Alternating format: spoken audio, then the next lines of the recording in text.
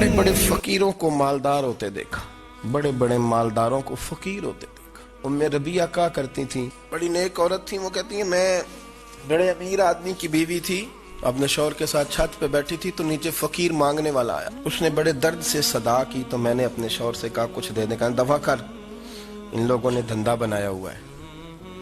कहती मैं मेके से भी बड़ा माल लेके आई थी, मेरे माँ बाप बड़े अमीर थे तो मैंने ना चोरी अपने खामद से नजर बचा के बाथरूम जाने के बहाने गई और नीचे जाके 5 दिनार मैंने उस फकीर की हथेली पे रखे।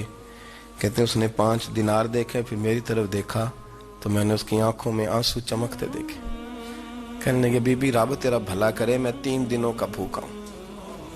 वो चला गया, मैं घर आ गई। बाहर आई तो मेरा शौहर कहने लगा अब इतनी तू तेज हो गई है और तू इतनी खुद मुख्तार हो गई है, मेरे बगैर पूछे माल खर्च करेगी, जा तुझे 3 तलाकें। कहती मैं वजादार बाप की बेटी थी, तलाक लेके घर आई तो मेरा बाप टूट गया, चारपाई पे चला गया। ओहो ये क्या बन गया।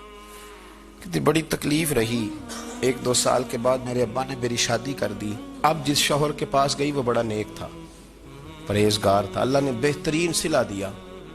कहती छत पे बैठी थी, दरवाजे पे फकीर आया तो मैंने शौहर से कहा कुछ दे दूं।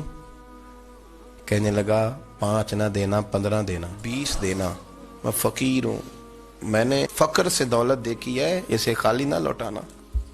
कहती है कि मैं नीचे गई और जब मैंने उसकी तरफ दिनार बढ़ाए तो मेरी चीख निकली, पैसे फेंक के मैं बेहोश होके गिरी। मेरा शौहर ने आके उठाया, अंदर ले गया, पानी मुंह पे छिड़का। कहने लगा तुझे क्या हुआ। कहने लगी ये जो मांगने आया ये मेरा पहला शौहर था, वही था जो कहता था कि तू 5 दिनार दे आइए, जा तुझे 3 तलाक।